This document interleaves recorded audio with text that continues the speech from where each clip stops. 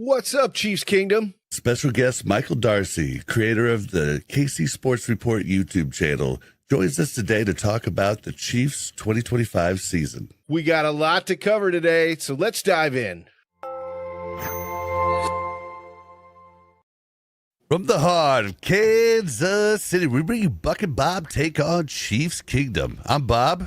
I'm Buck. We're not fancy analysts, but we have just as many bad takes.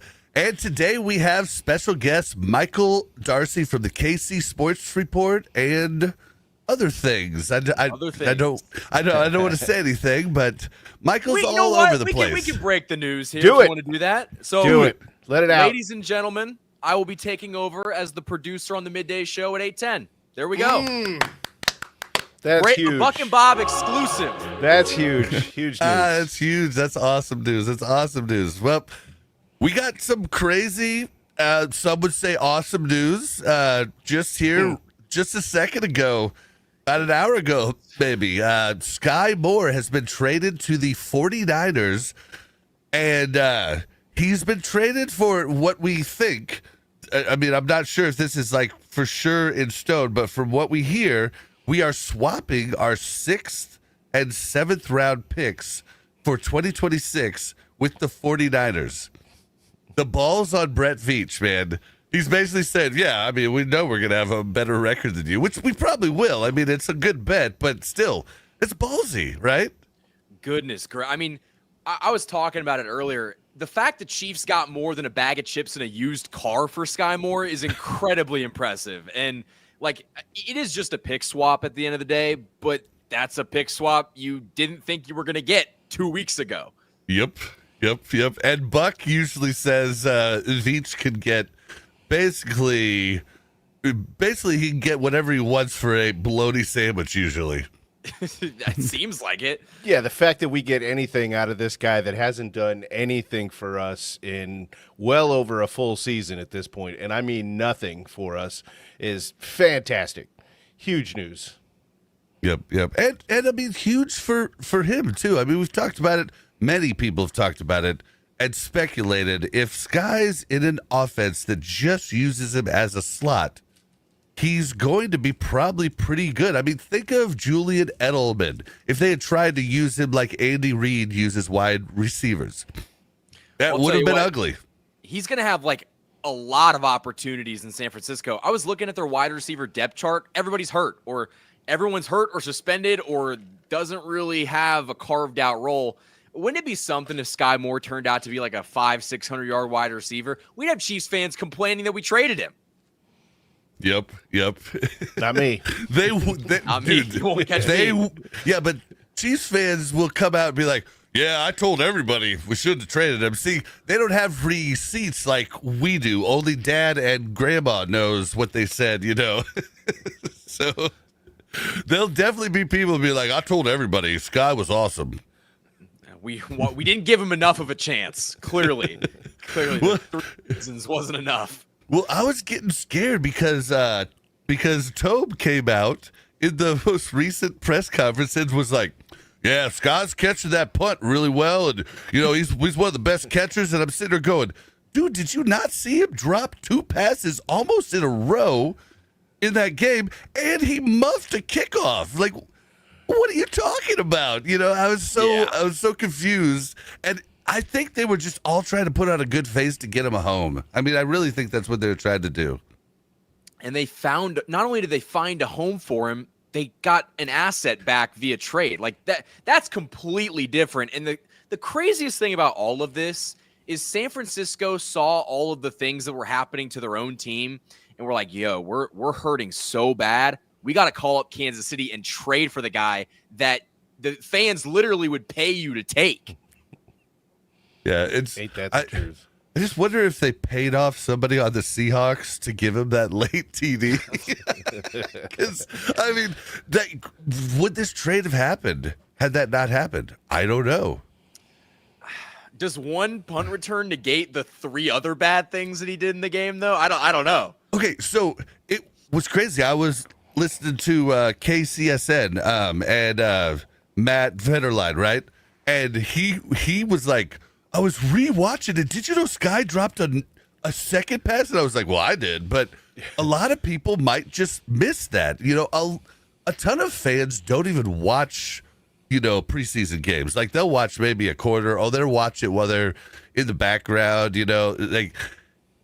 Most fans aren't intently watching it like we do as content creators. We need to find things to talk about, whereas everybody else is kind of just like, yeah, wait till the season and just let those guys watch it and tell me about it. So yeah, I think it might have helped. I don't even know if everybody at the Niners organization knows. Like think about that. Have they watched every game? Probably not. And the scary thing, someone went to the GM and was like, we need this guy. Like, he's available. We can go get him. I don't know what is being said behind the back channels of, trade talks, but this was a serious conversation to get this guy. Like, they had a serious conversation over the phone, and quite literally, I don't know how anybody in San Francisco is viewing this trade as a win. Taking how bad Skyy Moore is out of it, they could have probably got him in, 3 or 4 days after the Chiefs cut half their roster. Yep. And I was talking to somebody at the dog park, and they were kind of down because this is where I was at when the news hit. They were kind of downplaying the trade of the picks, and they're like, it's a 6th and a 7th, and I was like, well, Rashard Smith's looking pretty good, and he was a 7th, and then on top of that, I'm pretty sure we had to use an extra 6th or an extra 7th to trade up in the 5th round to get Bassa. Bassa's looking pretty good. Like these different, like increasing your pick advantage helps you in way more ways than you can just think, oh, this is just a 6th and a 7th move up. So I think Pacheco was a 7th round Veach's, pick. yeah, true. Yeah. And Veach's just playing chess, man. And everybody else is playing checkers.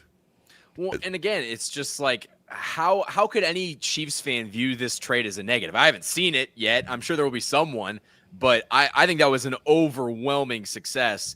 And again, like, you mentioned the Bassa, drafting. Like, that was the pick, I believe, that they got for trading back to get Josh Simmons in the 1st round.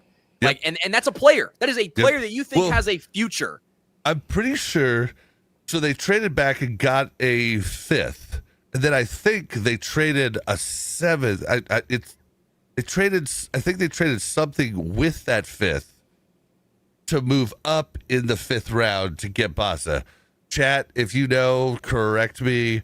I would love to know, but I'm pretty sure they traded up to get Bassa. I remember him in his presser when he was talking that he felt good that they traded up to get him. So, but they only traded up like 6 or 7 spots or something like that, I think. I could be wrong. Tell me in the comments below, guys. I would say, like, if you just look at how important late round picks are, that's kind of a crazy statement to say, but when you're Brett Veach, you live off of those late round picks because you can parlay them into something else. And, Buck, you mentioned it. We got Isaiah Pacheco in the 7th. You just drafted Rashard Smith in the 7th. Like, you can find really good talent in the later rounds, and Brett Veach's track record shows that. And he's really good at that. But, Skyy Moore was a 2nd round pick. He's definitely missed on 2nd and 1st, Yeah. Which kind of brings me to my next, unless anybody in chat wants to say anything else about Moore, we can circle back. But I think we're all happy. But talking about picks, FAU just got injured, put on injured reserve for a hamstring strain. So I know, Michael, you've talked about this on your channel, and I think you even talked about it on Josh Van's channel too, about FAU, and it seems like they're kind of stashing him just to stash him rather than really him, because putting him out now means he's out for the rest of the year. It's not like he can be brought back in a certain amount of weeks. So it's almost like do you think he even plays on, like, I'm trying to think of something you didn't talk about on your pod. So do you think he ever plays do you think he ever plays a snap again for the Chiefs? Honestly, after the Skyy Moore trade, I feel like no. And I know that Skyy Moore was a second-round pick and Felix was the first-round pick, but if this Skyy Moore trade showed us anything, it's that Brett Veach kind of just let go of someone, kind of dropping his ego, and actually traded someone that had pretty high, draft pressure around him. And so with what we've seen from Felix so far in his NFL career, nothing to really write home about. I feel like we might have seen the very last of him. And because, listen, he's only got one more year under contract. There's no way the Chiefs would ever pick up his fifth-year option. And when you look at the guys the Chiefs currently have on their depth chart, he's at the very end, and the hope is that they draft somebody next year. Yeah, and he's never worked out. And this is something I kind of harp on a lot on this podcast. Okay, so they took a chance on him. So K-State runs a 3-3-5.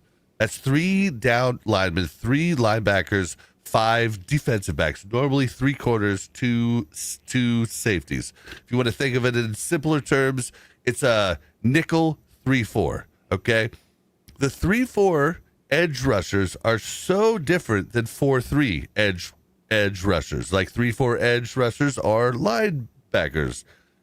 They're in charge of holding that side of the field or rushing the passer, and rushing from a completely different stance and different gap.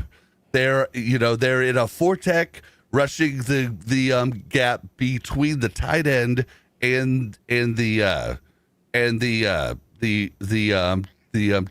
tackle, if there's a tight end. Like, it's an easier spot to get sacks in the 3-4. Like, this is something Tamba told us when he came on the show too. He said if Karlaftis was doing 4-tech in a 3-4 as a linebacker, he'd have 3 to 4 more sacks every year since he began.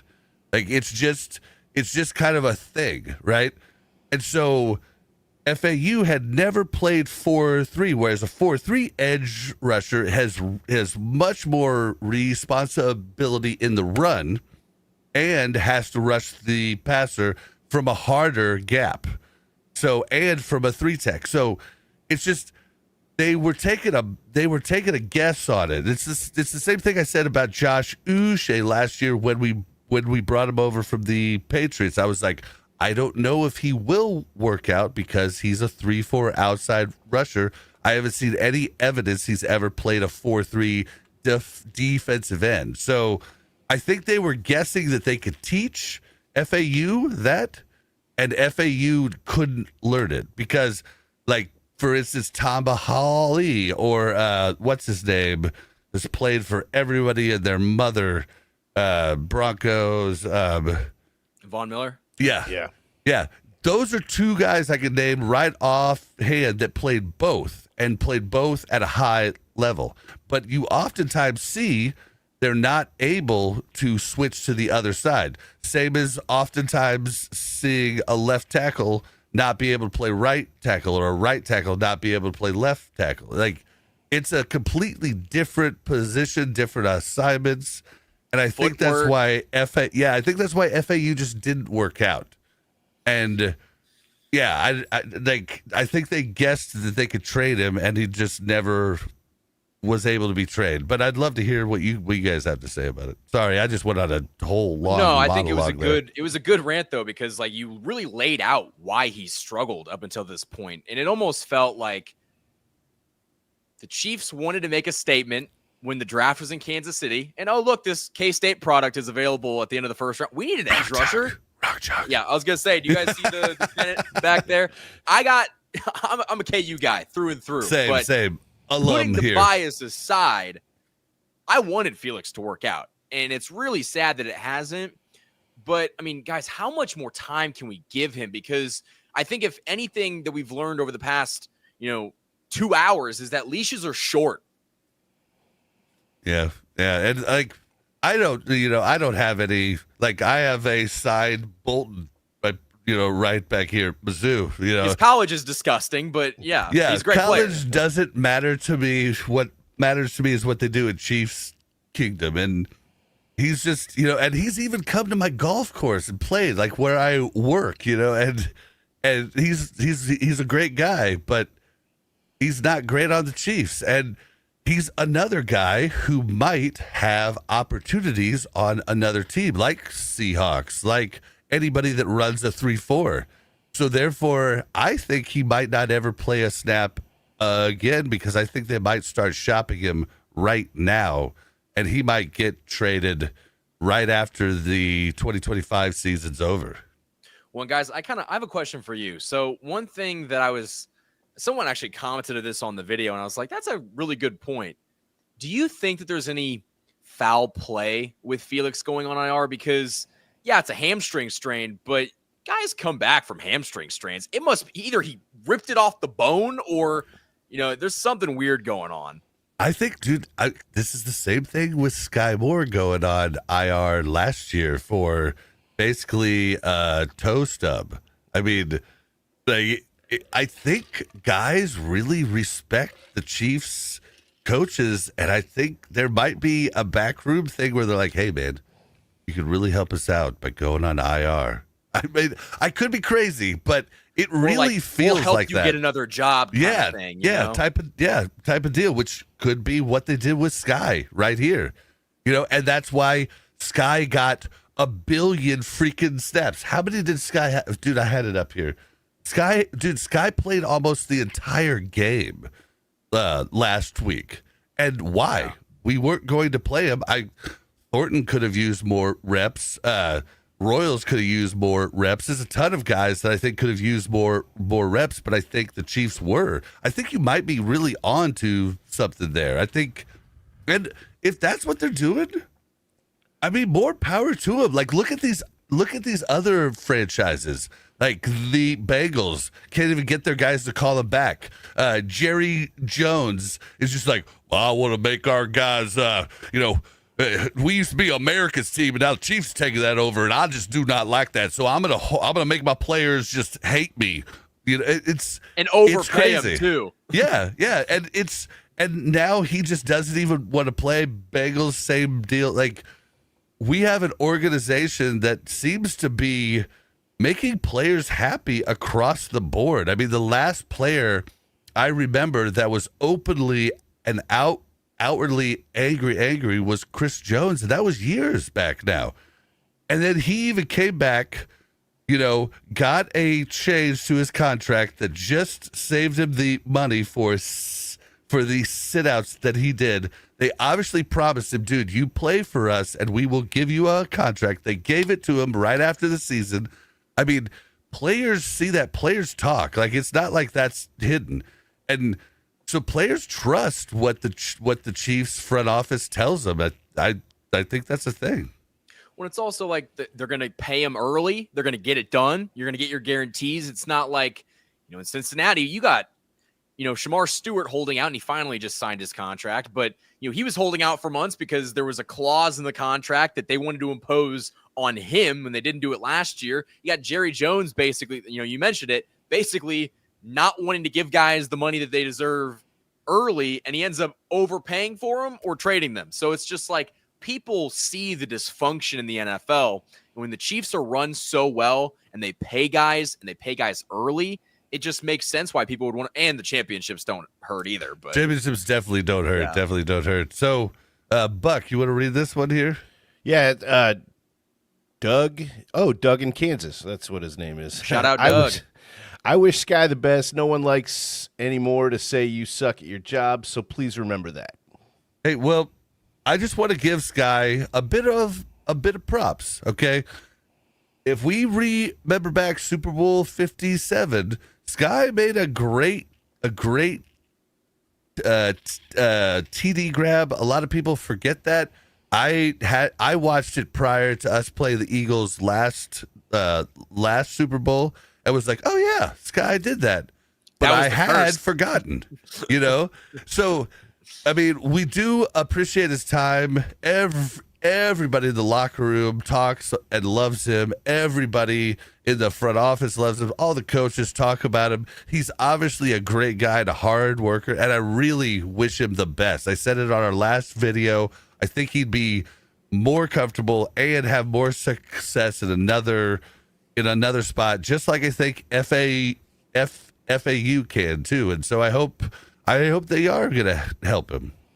When I felt like actually bad for him in that preseason game up until that punt return. Like, this guy clearly was so affected by the yips, and it was just like, man, like I obviously didn't think he was going to make the roster, but he's just going out sad. And so honestly, I mentioned it in a quick video I was able to get up before the show. Like, this is a trade that works out great for the Chiefs, and Skyy Moore is going to benefit a lot too, because now he's actually going to get an opportunity to produce in an offense where, there's expectations, but the expectations aren't you're a second-round draft pick. You need to work out. Yep. Well, and you mentioned. Oh, sorry. Go Oh back. no, you're good. You mentioned the yips. Was that a complete?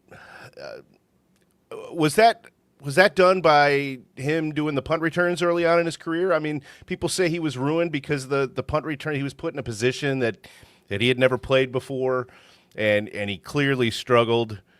Would his progression have been different had that not come to fruition?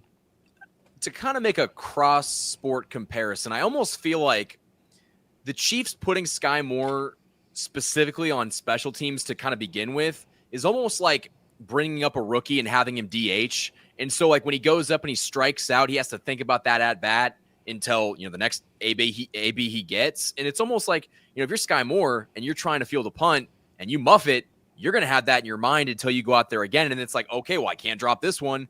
And you're kind of seeing it like Mecole Hardman still doesn't have it down. Like, you saw it in Green Bay. He had that preseason fumble. So I almost wonder if part of it's also, he's not super comfortable back there. And I have no insider information on this, but I almost wonder if Andy Reid's offense was so complex and so much to think about that he was almost thinking out there instead of just playing. And that oftentimes can lead to players just overthinking and just looking dumb. Well, now that you mention it, I think he didn't really have much experience with that in the past. I don't think. Like, I don't think he had return experience in college, really. I could be wrong about this, but yeah, I I don't think he did. And it's Buck, will you turn your mic down just a smidge? Yep. I think it's kind of like the same thing they're doing with Omar Norman Lott this year, where they're, and I don't, we're in the preseason. I don't fault them for that, because as everybody's saying that Omar Norman Lott was said to suck at run D in college, but I thought, and I could be wrong, I thought that it was just he didn't have opportunities to do it, so we don't know. But some people say we suck. I haven't been able to get really a good answer from anybody on if he actually sucked at run D or if he just didn't have opportunities. But we're trying to kind of do something different with him too. So, I mean, the Chiefs, and every receiver we get, we kind of are trying to do something different with, because Andy wants them to play every position. We're doing that with Royals. And some players thrive and some players sink. Some players swim and some sink, and I don't knock them for it, but it's definitely a pattern we're seeing happen. Have you guys watched the second season of Quarterback? Oh, yeah. Or at least like part of it. So I've watched the whole thing, and Okay. it makes me angry because I like Joe Burrow now, and I did not want to ever like Joe Burrow.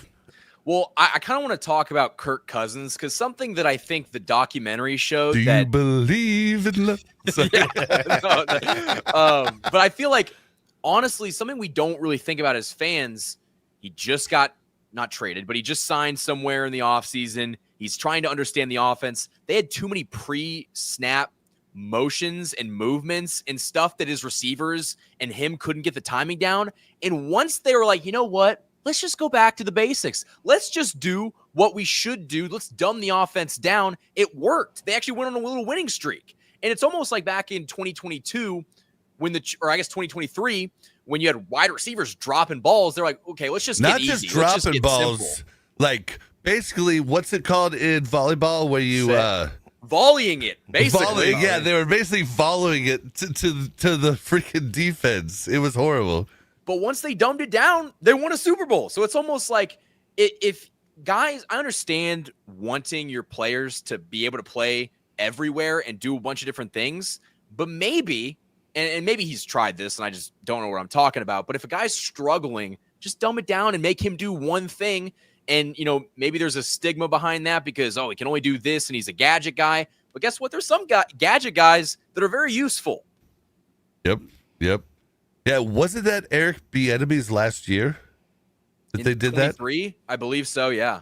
Yeah, and that's what I was knocking Nagy on last year. I was like, dude, why aren't we just doing quick slants with no line? Like, let's just do quick slants. Let's just do quick things instead of 7-step drops, And I know Andy's in charge of calling the plays, but the offensive coordinator is also in charge of setting a lot of game plan going into it. You know what I mean? Like, so it's not like Andy's setting the entire offense. Andy's calling the plays that are there and has input on the plays that are getting put in there.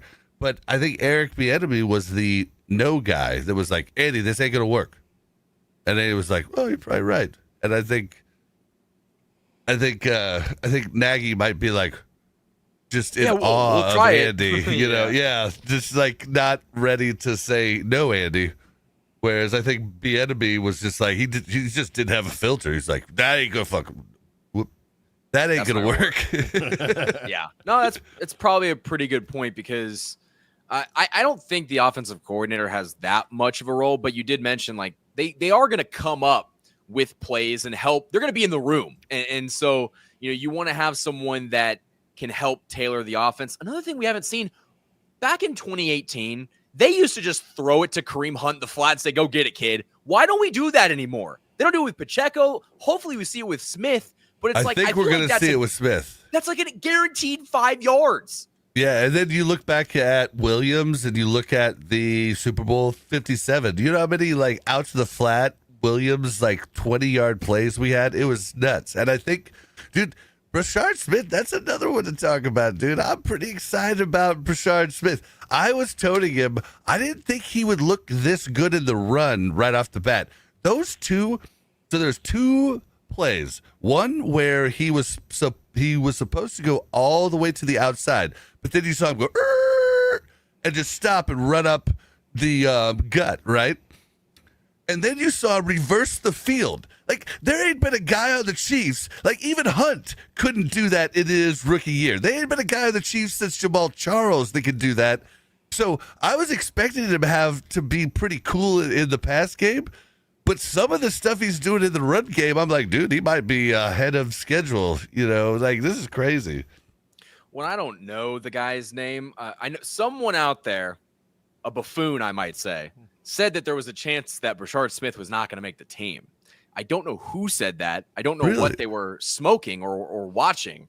But it was clickbait on a couple of videos I saw. I think Cole even did one that said now Brashard Smith is, but like I don't think he said a opinion on it one way or the other. I think he pointed out other people's tweets, which Cole's really, really good at that. He's good at. I mean, Cole's just awesome, but he's great. Yeah, I feel like Cole would definitely. He's got enough ball knowledge to be like, okay, yeah, the Chiefs are not going to cut their 7th round draft pick. Yep. He never said he thought that. He was like, some say this, he was doing that. He was doing that thing. But yeah, I just think it's exciting because when I saw him first come in, when we drafted him, I said in that first episode after the draft, I was like, dude, he's the same size, same weight as Brian Westbrook. I don't think he's going to be a Brian Westbrook, at least for a few years, but he's that same style.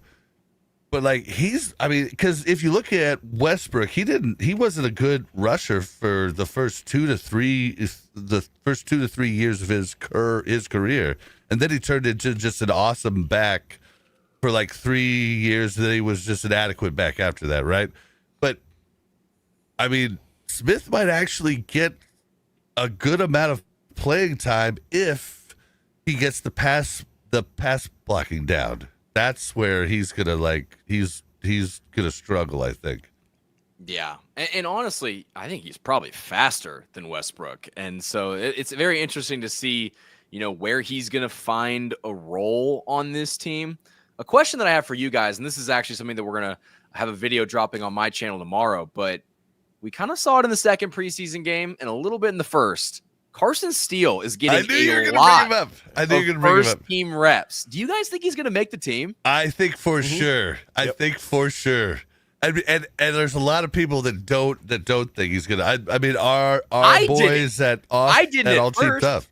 Well, at first I wasn't sure. At like the start of training camp, but I went to training camp a bunch and I saw how much he does in other spots. Like, he's been training a ton with the tight ends. Like, it's basically like Andy wants him to be like a backup halfback, backup tight end, full-time fullback, and full-time special teams. Like, a lot of people say, well, we didn't see him after he had the fumbles early on, but they just weren't watching special teams. He was a monster there, like an absolute monster. And I think Andy really likes him. And just yesterday, all chiefed up, our boys, Mike and Steve love him to death, but it's okay to disagree. They think that he's out as far as what they said yesterday. So I think they're wrong. I think Andy wants him there because he's just so solid every place else. But I was, I don't want to say I was a hater, but I didn't think he was going to make the team. And then I feel like you learn a lot in the preseason games as well. And also just hearing Dave Tobe talk about him, it's like, okay, that's a Dave Tobe guy. And Andy has just... Andy's got to give him some. A weird love for fullbacks, and he just has to have one all the time. But we rarely use one. Yeah, it's weird. Yeah, barely ever. But I've completely switched my tone. I think he's definitely making the team at this point, and I actually think Elijah Mitchell might be on the way out. Yeah, and it was interesting to see Elijah Young get waived just this last week. They don't have to cut, so that was interesting. But they brought in that other guy who I still don't know much about. But still, though, Elijah Mitchell hasn't looked bad, but he hasn't looked good. Like, I was scared of him getting hurt, but I don't know that he has that power and burst that he used to have. Like, I'm not sure. You know what I mean? Like, he had that when he came in, but I haven't really seen anything. And I was at training camp 12 different days, watched him. He just was kind of vanilla. I mean, that's all I could really describe him as. When I haven't done a final roster projection yet, but if you're going to take 6 or 7 wide receivers, I guess 6 wide receivers, you want to take Robert Tonyan on as your third tight end. Talk about a guy that stepped up. Yeah, but you can't take 4 running backs and Carson Steele. You can't do that. Well, and we actually did a 53-man roster and actually said that at our it was 3 weeks ago, but our rationale, it was kind of clickbaity. It was kind of just to get people to think, but thought provoking, never clickbaity. Yeah.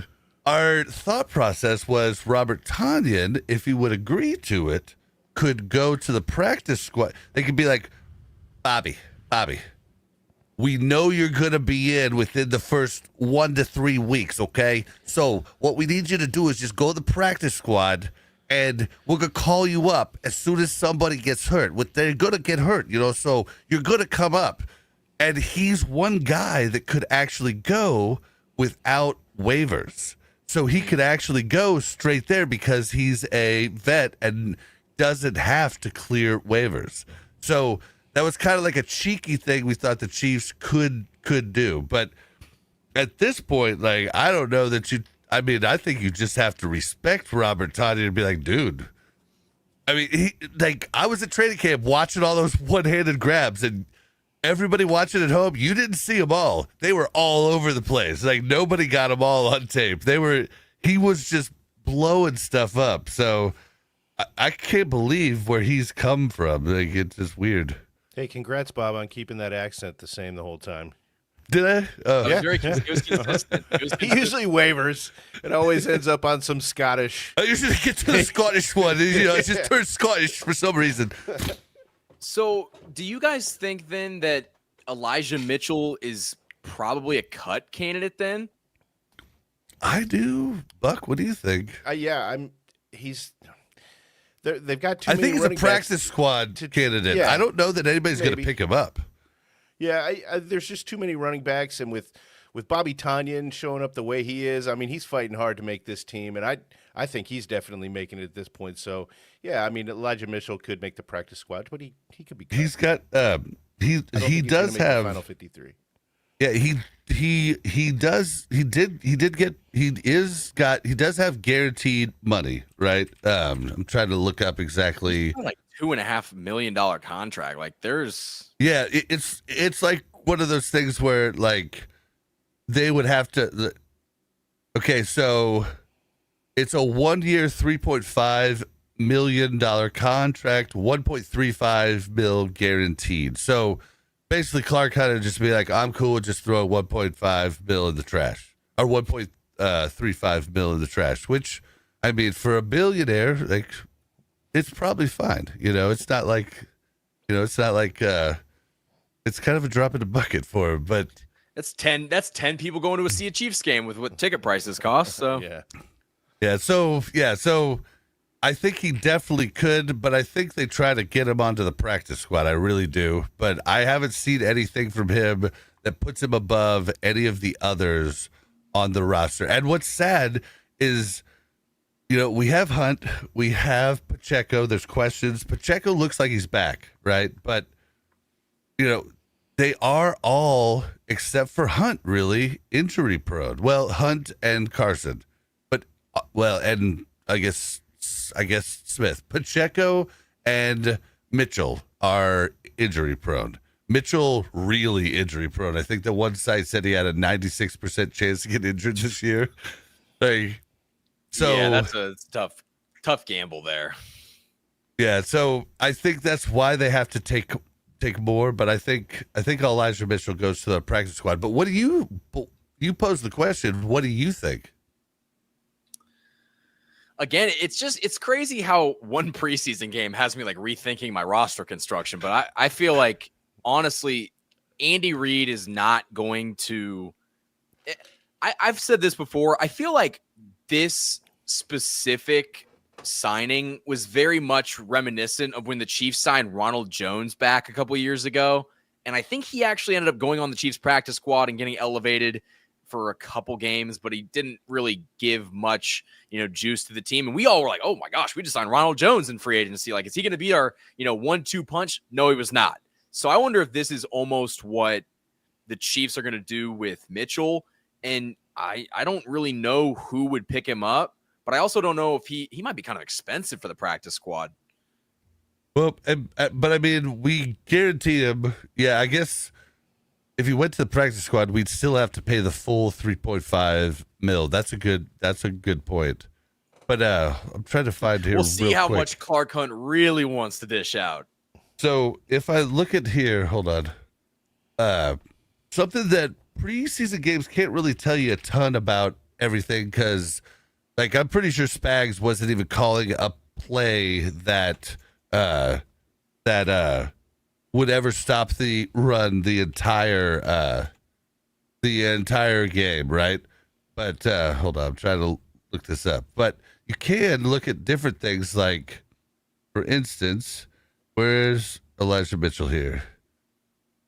So Elijah only got 4 attempts, but then how many plays was he actually in? Hold on, let me get to it. He was only in 10 plays.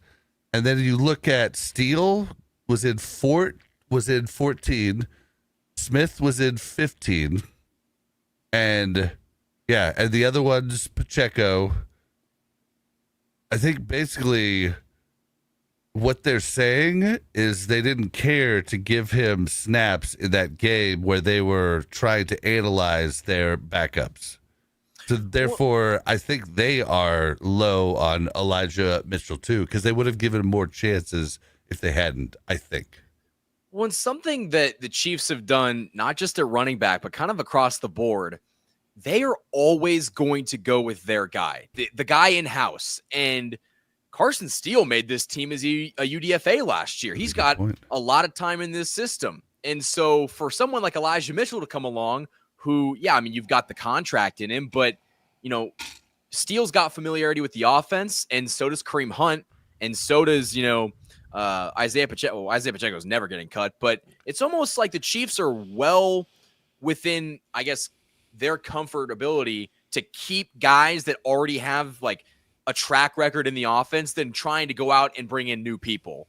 And is that a bad thing? I think at times, yeah. You think so? I mean, at times, yeah. But do you think for the overall culture of the locker room, do you think it's bad? Culture, probably not. And honestly, it goes back to, people would want to run through a brick wall for Andy. And honestly, based on the reports that we saw, they might have to jump in front of a bullet. But yeah, we should talk about that. That was crazy. Did you guys see that? I just saw it a few minutes ago on X when I wasn't supposed to be looking at my phone. What? Oh, you have no idea. No. What? So we just got a story from Sam McDowell of the Kansas City Star that back in, was it 2024, someone shot through the facility and like it went into Andy Reid's office. So a bullet went through the glass window into Andy Reid's office, and now they've got bulletproof glass in that room. Wow. Yeah. That's crazy. And they don't know who did it? No. And what's kind of scary is this was around the parade. Like, this is around when all that stuff was going on. So that's, why we find out about now, kind of odd. But Andy must have felt generous to just give McDowell that story. But wow, that is a crazy. Yeah, that is a crazy. I mean, I guess it's something you wouldn't want to draw attraction to, and it just sucks that type of stuff happens. It's like the hate for Chiefs, which is always wild to me because people forget we are the underdogs, man. We aren't now, but we were forever. I mean, we ate at scraps. We're now the most popular team in the world. Thank you, Taylor Swift. We're nice. We're not like a masshole. Yeah. We're not like we're nice people. And so it's like good things happening to nice people.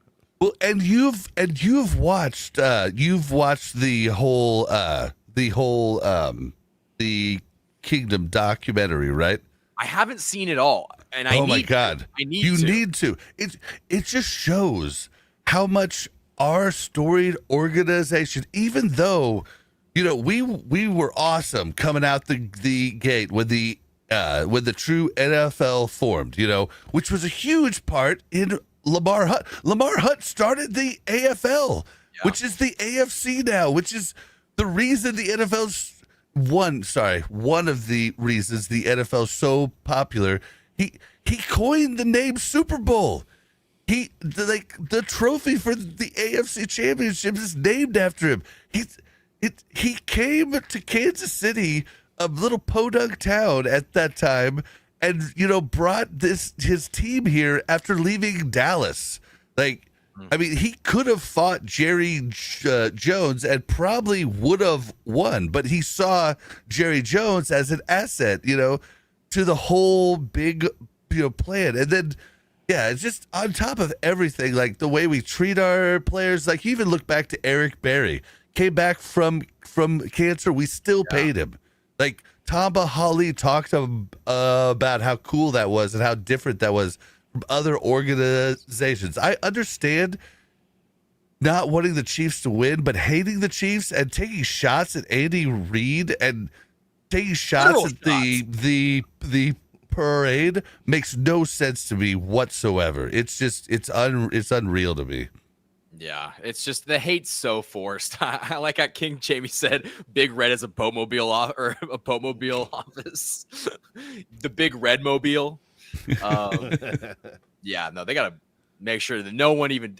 So I work for the Chiefs and we do like pyro stuff down on the field, and it's so funny because we're down there and all the players run out, but Andy Reid always comes out first, and there's always a security guard that's like, Andy Reid is coming, get out of the way. Andy Reid is coming, get out of the way. And he's got like a bodyguard or something. And if you're in the way, you will be moved forcefully. And it's crazy to see, but yeah. It's not as forceful as Warpaint was coming in, though. Oh, yeah. Speaking of Eric Berry, it reminded me of that. Like, scared of horses. Yeah, and if you're in the way of that, like, that horse is going to move you out of the way faster than a bodyguard will. We had her on our show, too. She was actually our first guest. Yep. Susie Arbo. Oh, wow. She's the one that rode Warpaint, and she still owns Warpaint. Both of Warpaints, actually. Yeah, we didn't even know there was two of them until we had her on the show. Warpaint was still kicking. That's great. Yep, both of them are. Yep. Yeah, it's crazy. And she's using them to help people in the mental health area. That's great. I was gonna say she could definitely make some money on like some tours or like, you want to ride Warpaint? All right. Well, yeah. So Buck, you got a couple comments here. I have to step away for a second, but you guys will be good without me. King Jamie says, Darcy, my man, great to see you here. Be nice to Buck for me. He's very cool, so go easy on him. That references a show we had a few weeks ago where Bob and I kind of got a little heated. Oh, really? What happened? Yeah, it was just tempers flaring. We had two different opinions on something, and it got a little heated. It was at the very end of the show. We ended it, and that's always the best. Slept on it, yeah. Talked a lot the next day. It was a few months ago, and it was Kingsley Suamatia. Yeah, I didn't want to hash up all the stuff, but yeah, it was basically. We need to have round two here, it was about how Kingsley was struggling last season mightily, and yeah, it is what it is. But King Jamie, it's great to see you. King Jamie brings up a really good question here. Do you guys think it's cute how Travis made Tay-Tay so famous? That's an elite reference, King Jamie. That is an elite reference. Do you understand the reference? No. Okay. Kanye West dropped a song called Famous about Taylor Swift back in it was on one of his albums, but very fitting, King Jamie. I liked it. King Jamie's always on the ball. What do we got here? King Jamie again says the Dallas Texans were completely defeated and old Lamar Hunt, oil tycoon, got the team fairly cheap. What do you think a NFL franchise was going for back then? There's probably numbers out there that would back that up. Couple million? 5-10 million, maybe? It's a great investment if you could get a hold. If you can get a hold of that kind of money, that'd be great. But he made it the investment. Lamar was integral in creating the worth of the NFL as it is today. Well, Lamar was part of a family that was oil tycoons. And Jerry Jones actually became an oil tycoon on accident. He actually talked about it. It's very like, Jerry Jones. Well, okay. So what's the show? It had Billy Bob Thornton. America's Team or something like that? No. It was just out last 6 months ago. It was Billy Bob Thornton. And he was working for an oil company Landman. So in Landman, Jerry Jones actually stars in that show for one episode, and he's playing himself talking to another oil tycoon who's in the hospital, and he tells the story. He bought this land to open up different businesses, and then they found oil, and then he used that money to buy the Dallas Cowboys, and that's the history of how he bought the Dallas Cowboys. And he tells it on this show, and it's like, wow, Jerry. I mean, I know he was playing himself, but it's a really good scene. I mean, he talks about how the whole reason he came down and got that land is because he wanted to spend time with his daughters, and the whole scene is talking about family, and you have to watch it. It's hard for me to convey exactly, but I was like, Jerry, you just pulled at my heartstrings there. Okay. And now he runs an organization that will never be quiet. And he won't ever be quiet either. But honestly, if I had that kind of money and I owned a team, I don't know if I'd be quiet either. So I think he's lost sight of what matters, because I know a lot of Dallas fans. My dad was one, he's from Fort Worth. Like, the fans are pretty fed up with they don't care if they're in the news. They want to win. That'll put them in the news. You know what I mean? And he's holding them back on that. And that's the problem. Brian Parrott, Sling Blade. Brad, you're a troll, Brad. You're a troll. This is a good question. Yeah, I was going to bring this up. Would you rather see Sua Mataia or Moore start at left guard position? He corrected it later on. Ooh. Both would be new at left guard. So it's very interesting. Listen, Kingsley's going to get that job for better or worse, for at least, clearly the Chiefs are not strangers or against pulling him very quickly if it doesn't work out. But I think that they do like him a lot at left guard. I actually been saying that maybe Moore should play left guard the whole time, because in my opinion, like, you're paying that guy so much money that he's got to find some spot to play on the offensive line. But Moore's probably going to be your right tackle next year after they cut Taylor. But if Kingsley's like really, really bad, it's either going to be Moore or Caliendo. And you just paid Moore, so I don't know why they do that over Caliendo. Well, it's just weird, dude. Sua Mataia is so weird to me, because you watch him on run plays, and he looks like a monster. He's like, yeah, I'm coming to get you, And then you watch him on run plays, he's like, ah! Our pass plays, it's literally it's Dr. Jekyll and Mr. Hyde. He's just running people over on running downs, and then he's like just a scared little man on passing downs, and I don't get it. But he is a physical beast. I don't know how to fix it. Yeah. He just needs some time. It was something that the Chiefs couldn't afford to give him last season because of the three-peat. It was so bad so early on that they didn't have the time to give him, and I think that this season they do. And if Josh Simmons is as dominant at tackle as we're all hoping he's going to be, then I think they'll be able to kind of put some Band-Aids on that, and give him the time that he needs to get better. But I still think that Sua Mataia is going to be a productive member of this offensive line. I'll tell you what, for better or worse, the fact that we're talking about our left guard being the biggest thing to watch, I think is like a great position to be in, because last year we're like, hey, can we just not kill our quarterback, please? And they found someone at the end of the first round that, we're a little bit anxious to see what he can do. But for the most part, is anyone truly worried about Josh Simmons not working out? I feel like we're all pretty on board with him at least being an average, tackle. Yeah, we've said that. He doesn't even need to be great for this to work out in the Chiefs' favor. He just needs to be good. And I think what he's shown us in training camp and and from what I've seen him in the preseason, I'm not worried about that left tackle position anymore as long as that knee holds up.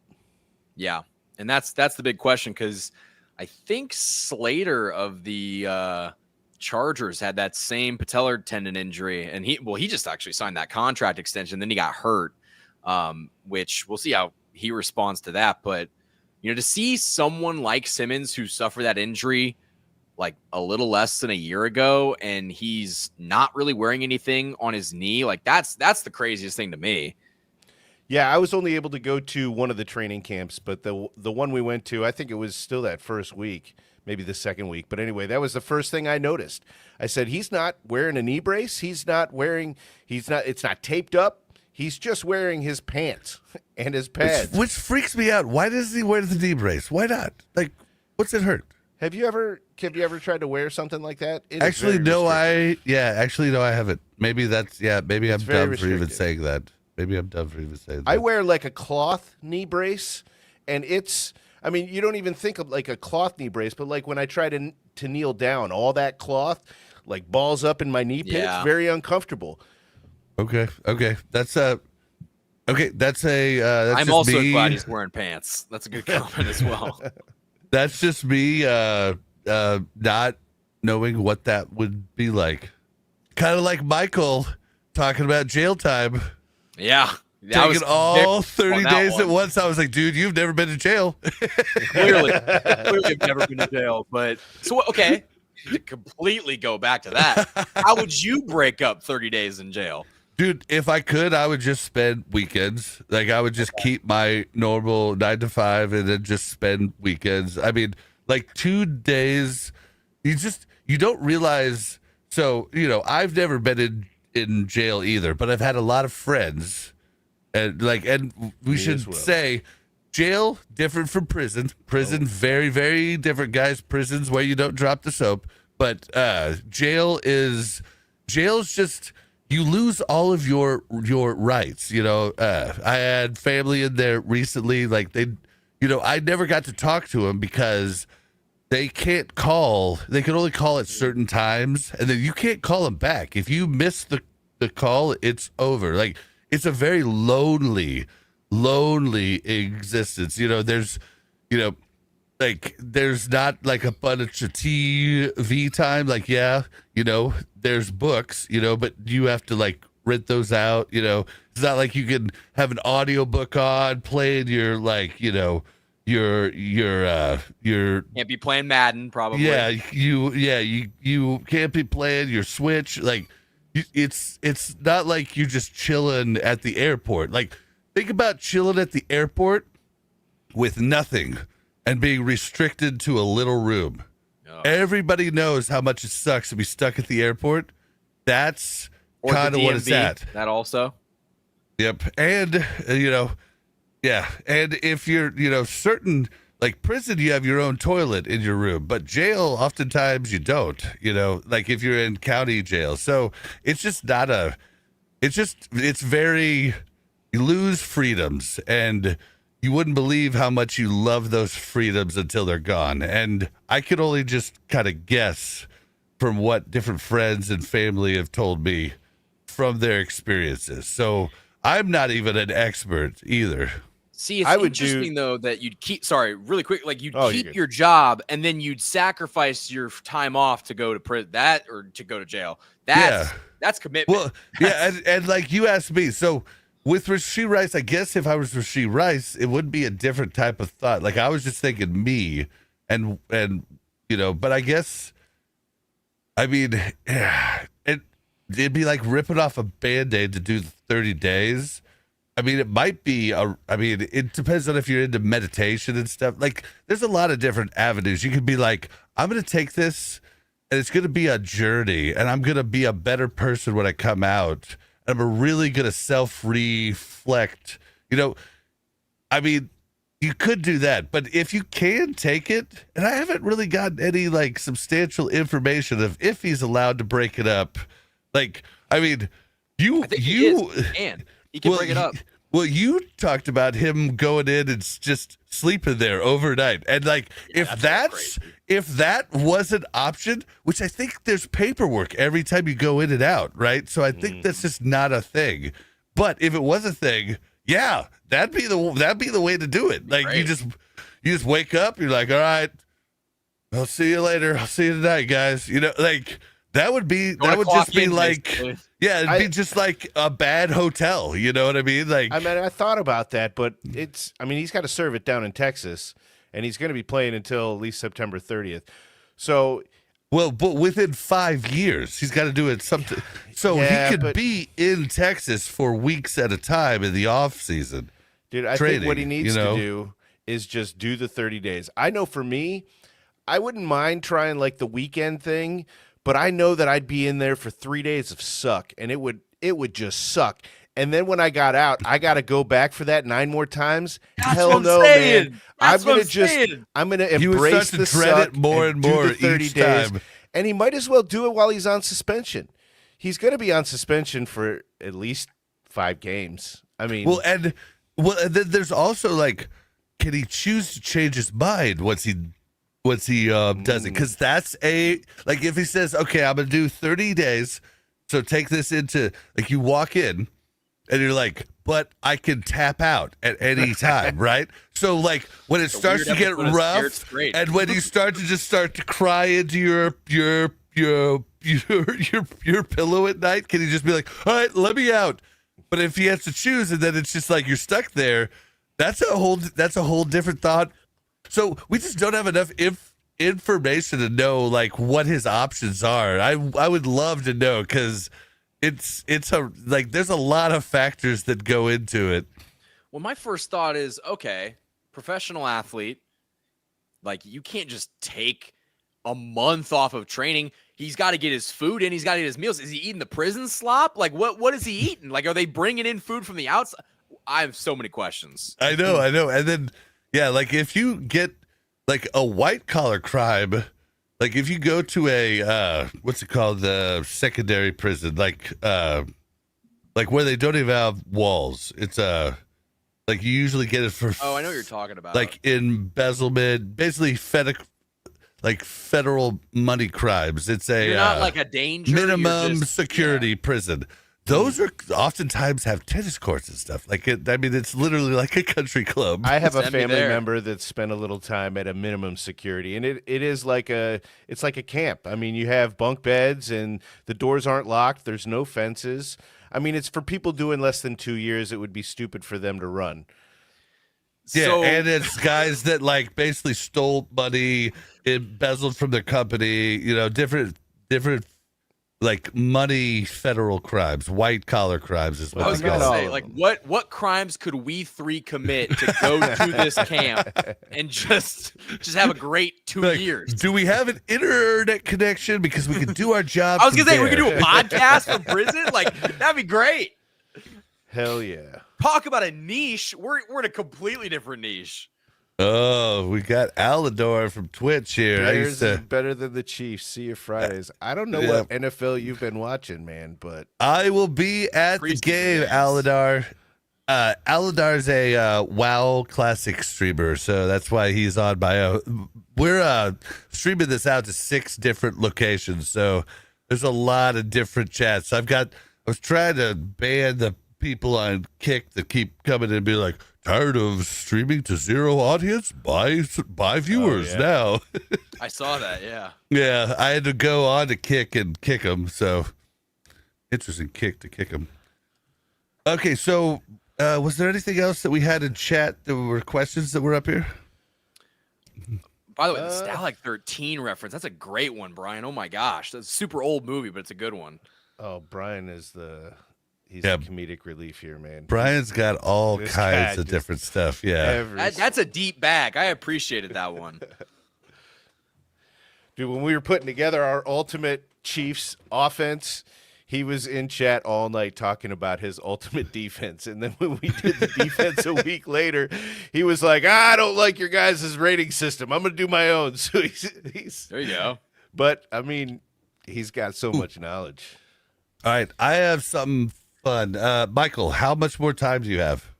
as much as we need to do. All right, well, we should go more than a half an hour more, but I told you an hour, so I wanted to make sure. Oh, okay, you got 10 minutes. I'm good to go. And if you know what, if you guys are still going when I get home, I just got to pick up my son, and he works 3 minutes away, so I can probably hop back on. I got a question here. Taylor Swift Super Bowl halftime show. I mean, Clark Hunt recently came out and said now the Chiefs fan base is like 52 or 54% female. I mean, we already had a good amount of, my wife's one of them, a good amount, but that's crazy. Okay, my wife just yelled 56. We have 56% of the Chiefs fan base is female. That's got to be Taylor Swift, but Taylor Swift in the Super Bowl, what would that mean if she was the halftime show for the Super Bowl? If the Chiefs are in it, that's breaking the internet. I will say, if she's in it and the Chiefs are in it, I will not be watching it, but for very different reasons than most people think. I have, in every single Chiefs Super Bowl, I have never watched the halftime show. I need to go. I always have a routine. I talk to my buddy. We talk about the first half. Most of the time I'm sweating because we're down by a lot. But that was literally us at the Marriott downtown last year. We're just outside going, oh yeah, it was bad. But I think it would be really good it'd be great for the NFL. It makes so much sense for them to do that. And I think, isn't she no longer with Coke so she could do it because it's a Pepsi show? Or is it Pepsi anymore, or is it YouTube? I don't know. I don't know. King Jimmy's got a good didn't even question. know that was a thing. Tay Super Bowl halftime wedding show? No. Travis. So a ton of people last year said if the Chiefs win, Travis proposes right after the game. Travis would not do that. Like, he would not make it about him and Taylor. I just don't think he would ever do that. I think he has way too much integrity. I just don't think he would ever do it. Everyone involved, except for fans. Like, it's not good for him. It's not good for her. You think she grew up saying, I want my fiance to propose to me at a football game? No. Yeah. Did you watch that new Heights with her? I didn't get it. I watched clips of it. I saw the Xavier Worthy which the edits on that are fantastic. But dude, watch it all. She's actually. I liked a couple of her songs. They were catchy, right? But not a lot. Maybe 4. But after watching her on that hour and 45-minute podcast, I was like, dude, she's a really cool chick. She's a really cool dude. It's, just the different references. When she was talking about getting her album back, she was talking about a bunch of different people in the industry helping her. And she said something like, yeah, everybody was so eager to help. They were just like, we ride at dawn. And I was like, that's a cool reference for a girl to make. I'm sorry. She's cool. And I'm kind of a fan after that. So the hate for her was so forced. It was. And I think part of it also, I had an issue with the NFL, showing her I understand if Kelsey catches the ball, panning up. But you had guys like Pacheco scoring. It's what does Taylor Swift think about this? I was a little bit frustrated with that, but it was never, why are they showing Taylor Swift? This is Taylor Swift's fault. It was never her fault, but it was just I understand now, yeah, you're going to show her because she's going to bring in a huge new demographic of football fans and also a lot more money. So it makes sense. Well, and you weren't used to that. There's a ton of stuff in the NBA. Basically, if any, famous person's there, they pan to him constantly. But I think NFL fans don't want that for our game. So it's something you're only used to seeing, really, because there wasn't a LA team for the longest time. So you didn't have those opportunities like you did for the Lakers. So you didn't really see it outside of Super Bowls, and fans were cool with it with Super Bowls. But with the Chiefs having so many primetime games, I think that's why fans were like, "Don't turn us into the NBA," which I do get. I do get that part. It's also just another reason to be like, oh, the Chiefs are winning and they're showing her. Like it makes sense. It makes a lot of sense. But yeah, it would be kind of cool to see her, see her do the halftime show. I would be down with that. I'm trying to think of. I've actually been a fan for a little bit. I have a 5-year-old who absolutely worships Taylor Swift. So I have to have a playlist on my phone for when we're in the car together. And I'm not going to lie, man, it's not your typical teeny bopper shit that I hate. Some of her music is okay. I get to pick and choose the songs as long as it's Taylor. She's happy. So it's okay.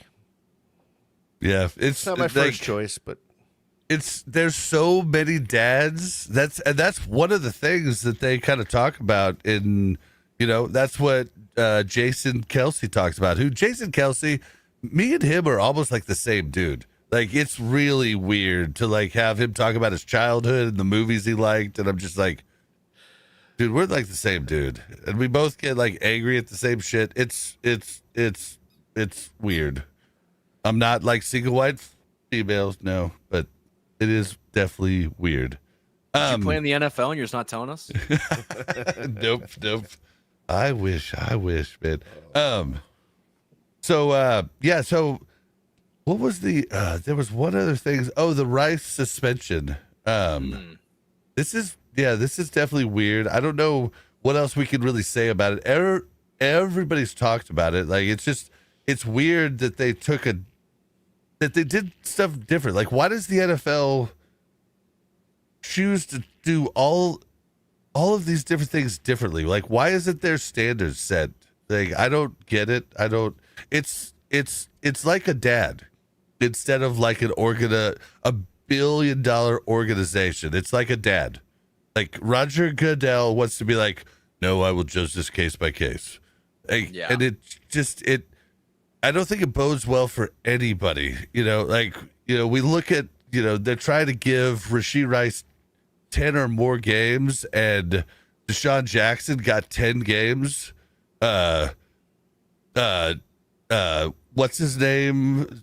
Massage Justin parlor Tucker, man got 10 games. Tucker. Like, after dozens and dozens of different people have come out and said that he did the thing. Like, it's just like, what, why? I just don't get it. And I got a lot of hate on my video from non-Chiefs fans that were like, how like Rashee Rice, like what he did, he put people's lives in danger, which he did. Which he definitely did. Yep. There's a very big difference between, well, I guess it depends on what you want to look at, but I personally, I have some major qualms with Deshaun Watson and Justin Tucker, and I think Rashee Rice was stupid, but I think his actions are more excusable because it's the kind of stupid that a 22-year-old would do. Yeah. I mean, I think that's more the excusable. the type of things the Deshaun Jackson, like, I'm sorry if anybody's ever known a woman who has been a victim of one of these things, it is way more atrocious than some idiot kid go, let's drive fast. Like, it's not just one of them either. It's not just one person. Yep. That's the thing. Like, we're talking about, I mean, I was going to say a game for every woman, but it's probably, around there. Yep. Yeah. And that's just, it's so further past an idiot kid driving quick. Like, everybody remember back to when you got your first car, and if you had any power in it, remember when you tested it out on that side street late at night? Well, someone could have been walking across the street and you could have screwed up, like, you got lucky. Like, I know lots of us did. So, and that family's doing just fine, by the way. They settled a civil suit. They're doing just fine. And he seems like he's learned. He literally spent every day at the facility last time. It's all about what they've learned, and I think he has learned. And I wish there was more, I wish there was more just standardization in that stuff. And I really just want it to be over. Like, I know it's going to be nice having it for the first 4 games, but I'd rather just not. I'd rather just not and just have it over and not have to have it hanging over our head, Have them available for when it really matters. Yeah. Yeah.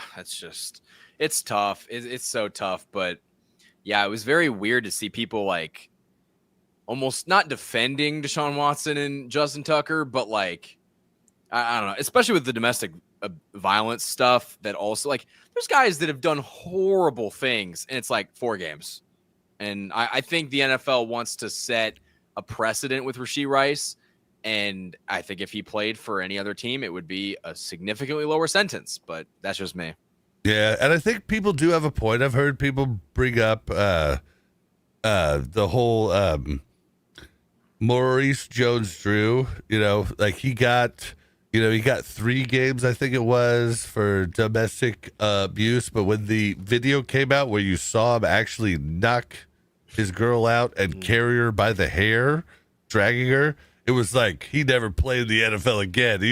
It's very different when you have the film of it, and we have the film of that crash, and so that might be something that plays in. But I'm sorry, I don't care if there's film or not. Like, just have a precedent set, and then we don't have to deal with this. Like, we're tired of hearing everybody say like the NFL bends over backwards for the Chiefs, which just isn't true, and it's just sad that people really want to win like that. It's not like Deflategate. It's not like Spygate. I mean, Deflategate, I guess, was kind of like wishy-washy, but Spygate was definitely Spygate.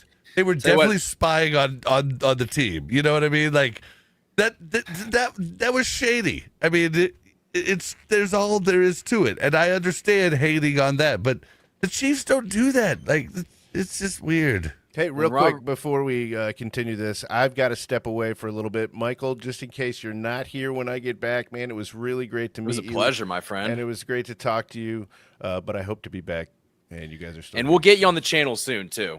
Right on. Right on. Sounds awesome. All right. I'll be back. All right. What was I going to say? It was, what were we talking about again? Oh, yeah. Robert Kraft, similar to Deshaun Watson and Justin Tucker, also had some incidents with massage parlors, and his is even worse because I believe they were not of age. So there's. Oh, wow. Yeah, that was another thing that was a couple years ago, but Patriots have all kinds of stuff. And that's the thing. Yes, I remember that. I remember that. Well, and I understand I think that was where he got busted, though. I don't think he was like. I think he was going to one of the shady places rather than Tucker just trying to like turn regular massage parlors into the shady place. Yeah, I think I could be wrong. I think he was just at the shady place and it got caught. And I was like, that's kind of weird. It's so horrible. If this guy wasn't a billionaire, I wonder if we'd be hearing about it a little bit more. But yeah, which is crazy because I've had so many massages and never anything even close to like being offered that or anything. So it's just so weird to hear that it actually is a thing. Yeah, clearly they know a guy or a couple people. But I don't know how word spreads on that, but I'm just glad I've never went to one like that because that would be extremely embarrassing. I got to keep my squeaky clean image, or I can't do the 30 days in jail. Are you kidding me? Oh man, so what? I'm just trying to think. Chat, do you guys have any do you have any questions you want us to address or anything that's standing out? I know Brian might have had something, but who's the defensive rookie you're most excited for? Because I'll tell you mine, and it's changed. Right after the draft, it was Noel, but through training camp and after the first preseason, it became Bossa. I was the most excited, I think, for Omar Norman Lott. And, for like the first week of training camp, all we heard were good things. And then he had that, ankle injury. And Which I then now think the has Chiefs plagued him the whole Yeah, time. yeah. Because he got hurt in the preseason game too. But it's like then the Chiefs wanted to make him into more of a run stuffer, and he wasn't a run stuffer in college. And so it's just like I don't know if he's going to have the same impact. I feel like Noel Williams showed you in that second preseason game. He's going to be a baller. I think so too. I said that exactly. He needs some time. They say but that was my exact words in the video. But this boy's going to be a baller. Just give him some time. He's so good. He's so talented. He flies around the field, makes plays. And with all the injuries that we've already seen in the preseason with the cornerback room and Christian Fulton, hopefully he can stay healthy. But Noel Williams is going to get a chance to actually produce. Yeah, and he put some hard hits on some guys, which he needs to not put too hard. Like stop leading with your head, Noel. Stop leading with your head. But yeah, Bosa's been hitting. I just gave him a nickname in our last video and the podcast prior to that one, right after the game. Can you guess? Nickname? Oh, okay. I guess. Hold on. I can guess. I think I want to pump you up. I want to pump. I'll be back. Oh, I can't say it in the accent or. I know who you're referencing. The Terminator?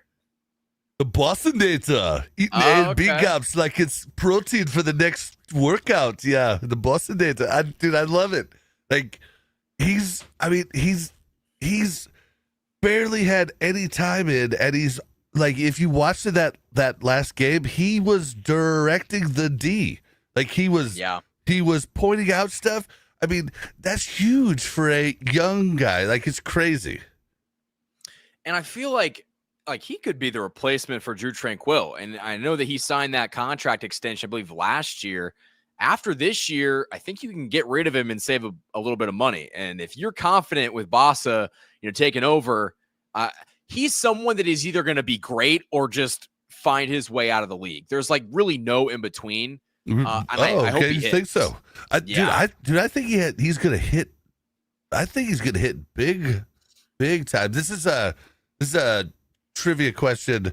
Who's one of the greatest middle linebackers of all time who was a converted safety? White guy. I'll give you a hint there. Pat Tillman? Nope. Or no, wait. Nope. Tillman converted, or he was just a safety, wasn't he? Or a corner? I'm not sure about Tillman, actually. I think he was just a safety. This is one of my favorite linebackers of all time. Bald, too. Oh, Urlacher. Hell yeah! All you gotta say is that he's bald, and I know exactly. Yeah, hell yeah! Awesome, dude. Awesome. Okay, cool. Buck failed it twice.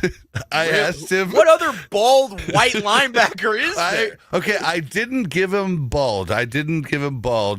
But yeah, I asked him, and then 2 months later, like last week, I asked him right after the draft, and then I told him the answer, and then.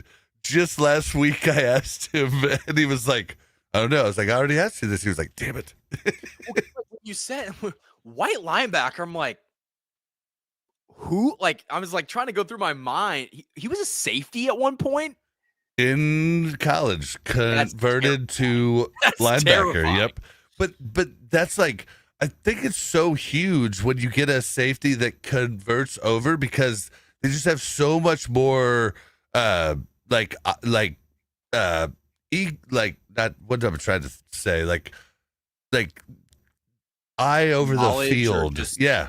Well, and it's just like any job. Okay. So if you work in this department, you don't see other departments. You don't see their struggles, their trials, their tribulations. You don't see what goes into them doing their part for you. But if you work in a bunch of different departments, you get a bigger overall view.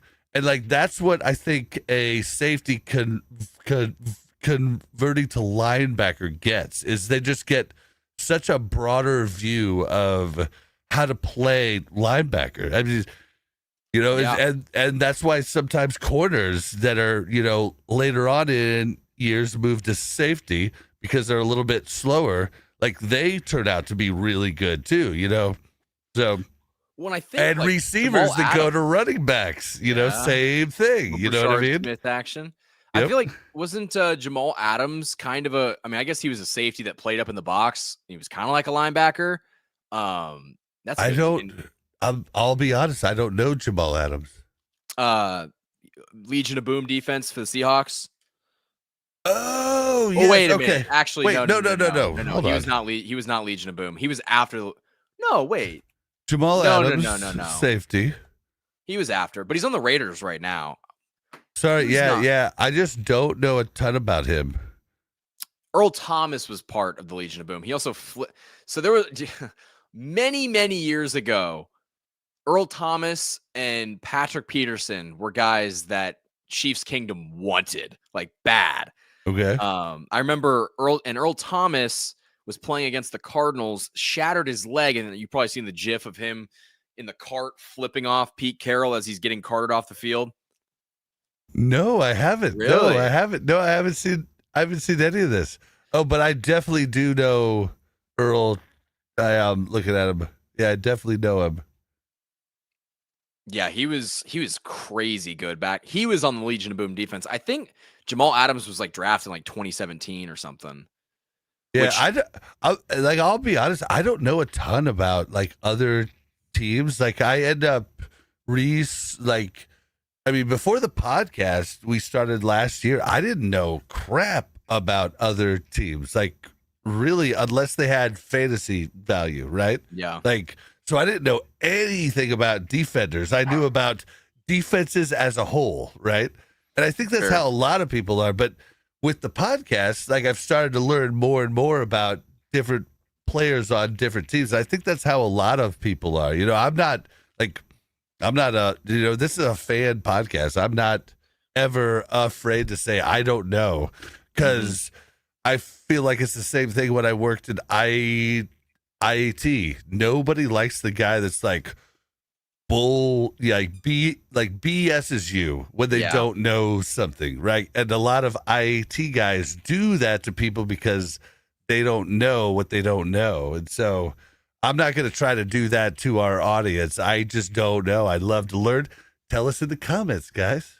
Well, I'll tell you what, when I first started my channel back in 2018, which that's another thing I'll kind of get on my soapbox. I was around before all the Chiefs. I mean, maybe RGR was around, but like I've been around for a long time. And I started off doing Royals watching content. You.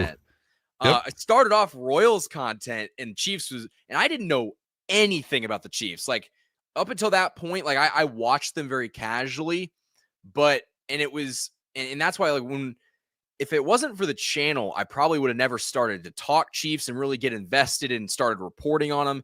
And it just because everyone's like, oh, you just started talking about him when Patrick Mahomes was, when he was drafted kind of thing. I remember my first video one of my first videos was talking about Patrick Mahomes and rookie expectations. And, I never in a million years would have thought that, that the knowledge would get because I didn't really know what I was talking about back then. I was also in high school or like middle school when I started, but once you do this long enough, you learn how to do it. And like, we're content creators and you always want to dive in and learn more about the team that you're talking about. And so like, I started off humbly, not really knowing shit. I did not know anything, but I'm at a point where like, I feel like I'm pretty in touch with, how things work, but it took a lot of years. Like, it's not something that I just right away was like, oh, I know what I'm talking about. I'll still give you a compliment though. Like, you did a video, and you it was about when we signed Car Loftus. Yes. And I gave you a comment and said like you shouldn't judge solely on sacks and pressures. And instead of coming back at me like most content creators would do, like there's a lot, I'm not going to name names, but there's a lot of content creators in the stream, Chiefs. please let me know. Post stream, let me know. In the Chiefs content creator area, especially on Twitter, they'll put people down for their opinions rather than just like diving into it and be like, well, I want to see what you think here. And you awesomely were like, maybe I should rethink this, and you didn't exactly change your entire opinion, but you changed it some. And then I wrote back, I think I said, Michael, you are wise beyond your years. It's because I'm twice as old as of you. And when I was your age, I would have ripped somebody's head off. And even if I was wrong, but you are willing to be like, oh, okay, I might have been wrong here. Let me dive into it, and and it's not really opinions. Not most of the time aren't really wrong or right. They're just changed a bit. But you. I mean, I think you're great. Like I love your content. I don't always agree, but you always are in your comments. You're always talking to people. You're always trying to learn. And most of the time I do agree with your takes. It's just, and you I have to give you a good compliment, and you were right on the Karloftis thing. I think one thing that I thought about more, because like we talked about it so soon after it happened. I didn't know that that's the biggest fourth thing and fifth year option were included. So then he's I down know to that was so 17 big, mil. right? Because that was the thing. Taking him from like a $22 million edge rusher to a 17, that's a big difference. Huge. And I do think that after that contract, I completely changed my mind because, again, 2 more years added on and you get that 5th year option. Like, that's a good contract now. I hope that he continues to live up to it. But, like, I also just looked at it at first like, okay, well, you paid a guy that, like, sacks, I agree, are not the end all be all. And honestly, sacks should be, especially in a 4-3. In a 3-4, I do kind of agree with the like your sack number should be up. But yeah, pressure rating is more important, I think. Yeah, and I mean honestly, dude, he's just a worker. And his biggest stat, and I harp on this all the time, is injury not prone. Yeah. Like, has he ever been hurt? I mean, that's not a yet. huge stat. Huge. And people don't even, like, you think about Justin. So you think about Justin Jefferson. Everybody says he's the best wideout in the league. I think no, Jamari Chase is, because Justin Jefferson is hurt half of the year every year. Yeah. You know what I mean? And even Tyreek Hill has been pretty durable over his career, and he's missed time every now and then. But yeah, no, I feel like that's another thing where, and I always hate it because it does. I feel like in a way it kind of makes me look like, oh man, you should have thought about this a little more before you just spout it off at just the top of your head. But that's what we have to do as content creators, and it's okay. Like it is, as long as people understand that's your first take. That doesn't mean, like, real smart people can change their mind, and that's fine, And I've been wrong on so many things. So many things. Like we were even talking about earlier, I thought Carson Steele was basically a lock to get cut. I was convinced. I was like, there's no way he's going to make the team. I talked to so many fans in the at training camp that said the same thing, and I was like, I think he's going to make the team. And like, what are you talking about, dude? I was like, I just think he is. And I mean, he still might not. You know what I mean? Like, that would be a loop for me to change my opinion and then my original one be right. That would be something. Yeah, but Stanley Moodley asked in chat, have you ever been to a game at Air? I mean, I could answer this, but I'll let you answer it. I have. So I work for the team, so I'm actually at every single home game, and I don't have them. Maybe for the next show, they're in a safe, but I've got a couple Super Bowl rings because I've worked for the team when they've gotten, to when they went back to back. I was a part of the team, part of the Pyro team, and so the Chiefs gave us all staff rings, and some of my favorite memories, my favorite sports memory of all time was that 2022 AFC Championship game. After it, me and a couple buddies stayed late. Like, we were chilling up in the suite area afterwards, and everyone like kind of flooded out. And then we went on the field afterwards, and it's just empty. The lights are turned off, and there's just a bunch of confetti all over the field. I just grabbed as much as my pockets could hold. And then those are some of my favorite photos I've ever taken. So, yeah. Yeah. I've seen some of your ones on Instagram. I have a buddy, I actually have a picture of his most recent ring on my pinky because his hands are a lot smaller than mine. But yeah, he worked for the department that worked with all the kids in the outreach programs. And he moved to the Youth Ambassadors of KC this year. That's actually how I met Tamba, how I met like Sean Barber, who now works for the Chiefs now again, although he announced that on our podcast. Like, that's just so like cool. you announced 8-10 on ours. We're starting to be like the place to announce new Break jobs. news. Yeah. But yeah, so he has all of the rings too, and like that box you guys get is crazy. When you open it up and the ring just comes up and it starts to play the video, like it's really cool. I will say I'm a part-time guy and not a full-time guy, so they kind of treat it a little bit differently, but I mean, shoot, they're different rings. They're not the same exact rings. Like they're but a couple grades down, but it's still cool. Like it's still pretty dang cool. Especially because I know that with the NFL licensing, like replica rings can't use the Lombardi. There's just a huge copyright thing with that, but the staff rings, even though like the staff rings for Chiefs employees are able to have it's got like some of the diamonds, but it's more just like kind of cool to say like, you were in a very, very small, insignificant way a part of it. Yeah, but so I'll be at the game Friday. You're going to be at the game too? Yeah, and you know what? So how the job works is we get there super early. We got to get there like 6 hours early, but then we've got a little bit of a down period. So maybe we'll be in contact and maybe we'll meet up. We maybe do a video. Yeah, definitely. Let me know. I'll be there with my wife, who's comes on the show just on the episodes right after the games during the regular season. So 17 different times she does it a year, but she's pretty Chiefs savvy.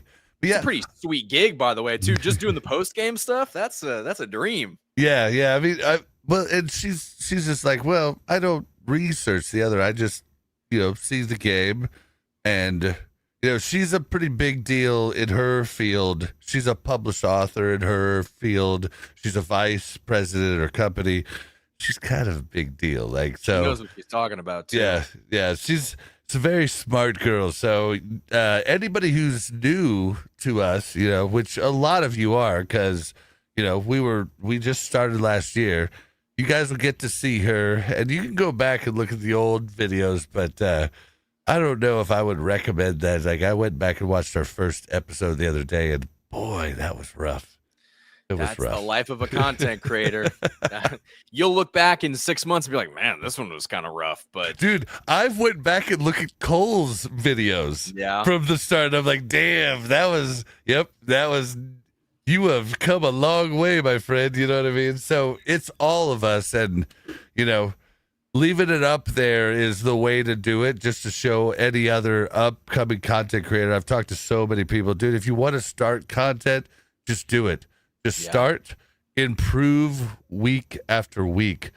If you wait till everything's perfect, you will never start anything. Start it and just improve as you go. That's the only way to do it.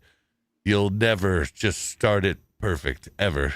And I think the tough thing for me, because I try to do stuff daily, sometimes a couple times a day, and it's hard for me because I want everything to be perfect and the best I could possibly do. Not everything you're going to put out is the best thing you've ever done. And that's as a perfectionist, that's kind of like, it's kind of hard to accept.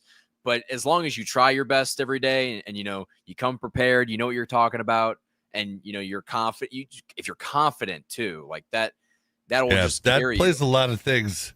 Plays a lot of things in life's confidence, but also, sometimes you'll think you did the best thing ever, and it gets no views. And then the one you thought that would not happen gets all the views. I still remember Sir Mix-a-Lot when he won the Grammy for I Like Big Butts. He's like, Mom, I won a Grammy for the butt song.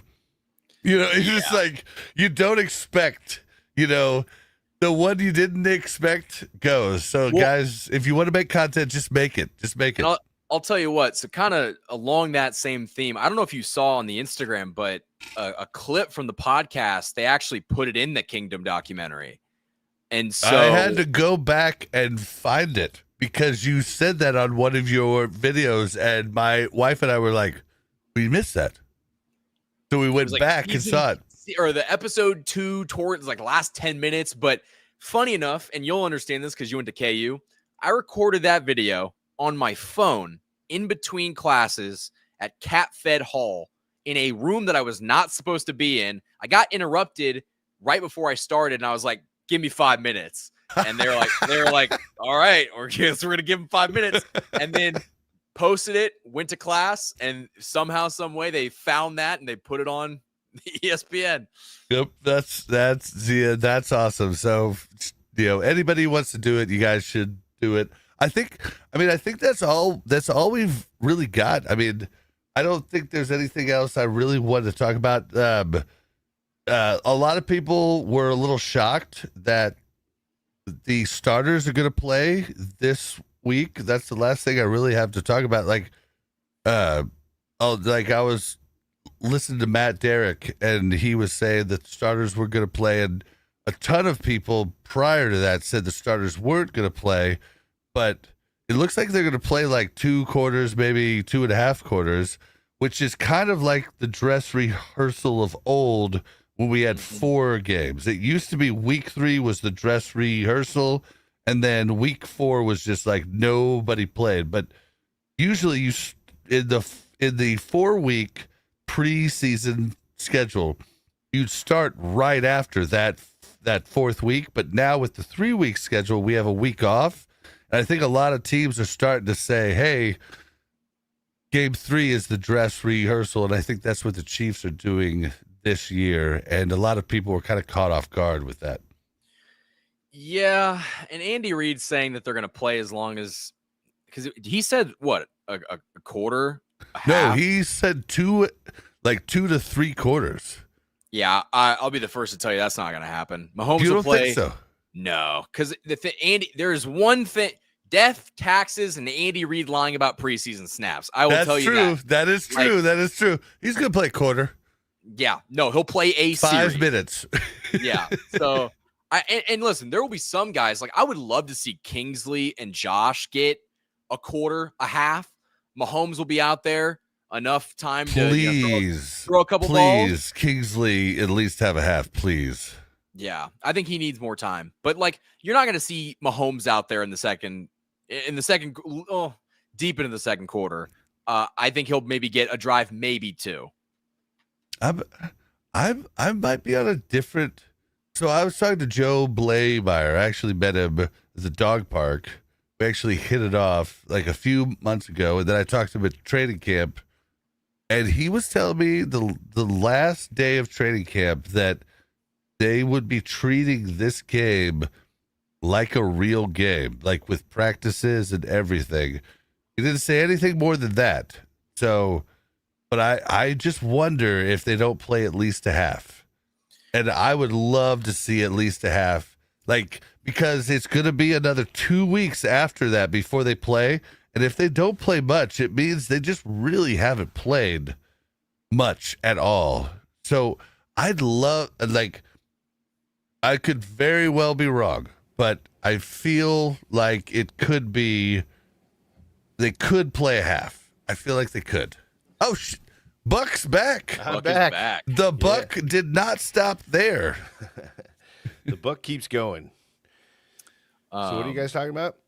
We're talking about, Preseason. we're talking about, so a ton of people were saying no, like that Mahomes, like no starters were going to start, but there's been other people that have said just in the last like day or two, oh, Andy says they're going to play him for a half. And then some people are saying 3 quarters. Some people are saying 2.5. Some people are like Michael just said, like, Andy loves to lie, like he lied to us, and you know about both preseason games so far. Like, what do you think, Buck? Do you think how long do you think the Stars are going to play? 2 possessions. 2 That's what I possessions said. tops. Okay, so I'm gonna be the jerk that's wrong. I'm saying 2 quarters. I'm saying 2 I'd love to quarters, see it, and but I what happens know if I'm gonna Mahomes be tweaks his wrong. ankle? But How pissed off are you going to be if Mahomes tweaks his ankle? I mean, Or Kelsey gets hurt, or Yeah. but look at the All of the Lions. above. Look at the Bengals. Those are 2 teams that traditionally don't play any starters in the preseason. Then they start slow. Andy used to use the 4-game preseason. The third game was always 2 to 3 quarters with the starters. And when we switched to the 3-game schedule, it's kind of been like weird and up in the air. I just wonder. I feel like Andy's gonna try to keep them hot because it's gonna be 2 weeks after this game before they play in the real season. So Maybe, but he had a much different quarterback running that team back when he had 4 preseason games. Well, I And mean, they- Mahomes has played. Wait, when did we switch to 3 preseason games? Was it just like 3 years, couple years ago? ago. Yeah. So I Mahomes think it was just like 3. Did he do that with Mahomes too? Yeah, but Yeah. he would always sit in the. He wouldn't even touch the field in the 4th one. Yeah. No, like literally no starter would touch in the 4th one, but now the 4th one is just a week off. You know what I mean? So yeah, I think a lot of the NFL teams are just still feeling out how they want to do that, and I don't know, man. I guess it wouldn't surprise me if they played the whole first quarter, but I think if they go more than a quarter, then it would start to surprise me. I think Yeah, it's me going to too. be 2. All right. Well, Bob's going to be the idiot. I'm saying over 2. You guys are King of saying bad takes. under 2. Yes. Yeah, definitely under 2. The king of I would- bad takes. The I guy would that bet said the we were house. going to get rid of Tootie the day before we did it. All right. Every dog has his day. Yeah. Hey, Bobby, every once in a while, a blonde squirrel finds a nut. Ain't that the truth? Oh, man. I also said we're going to keep Bolton when a lot of people in content creation land said we weren't. I think I might have been one of those people. I don't think you did, but I'm you know talking what? about a big content creator, a huge content creator, not Cole either. But Well, I'll say a this: big network of content creators that said Bolton wasn't going to make it. information changes opinion. Because I had the opportunity to go down to New Orleans and talk to all the players before the meeting, and hearing them talk about Nick Bolton, I was like, okay, he's gonna be back. I Like, remember your video. You're like, dude, guys. Yep. Yeah, I do. You did have the opinion we were going to keep him, but then yeah, you went down Super Bowl and you're like, dude. So okay, Michael, where I got the information prior was the Chiefs show with Mitch Holtis, Defending the Kingdom. Watch that show anytime it's on and listen closely to Mitch. He gives away so much insider information. When he, I knew for sure we were keeping Bolton, period. Like, I knew for sure. And it's all because of Mitch Holtis. So definitely check out that show because a bunch of content creators don't. And Mitch gives away way more than he should. yeah. Oh man, No. but yeah. I mean, that's just yeah. I mean, we're all gonna be wrong. We're all gonna be right. That's what make the whole reason we do these shows is to talk about it because everybody wants to talk about it and everybody wants to feel like their voice is heard. You guys can make your voice heard in the comments below. I keep trying. I was gonna say I'm just an idiot with a microphone. I just honestly sometimes I just talk and there's a couple comments like this guy just talks to hear himself talk or to hear himself talk. I'm like, well, no, but sometimes it does seem like that. Yeah. Feels like it. But you guys got a good dynamic. You talk, back and forth with each other. There's some solo episodes where I'll talk for like 20 minutes and it's like, Dude, almost go crazy. that's a skill. Like, I have watched you and I know editing, and you do it all in one take, which is impressive. Impressive. It really takes is. too long, I'll tell you that. There's sometimes But- I want to get it all done in one take, and so it'll take 2 hours. But I can see that. We've added in our short videos, we've added in bloopers. And yeah, I've seen them. I saw them. They're good. It's just, it's trying to show people that, like, you know, it's like it's human, you know. Yeah. But yeah, I think we're gonna get it out of here though. Michael, where can we find you and everything that you do? So you guys can find me on YouTube at KC Sports Report, and then coming on Monday, you'll hear me on The Zone 10 to 2 on Sports Radio 810 WHB. Again, you guys are the first to get that. Do with it what you may. Yay! We're gonna be watching. Whoa! Listening. We'll be listening.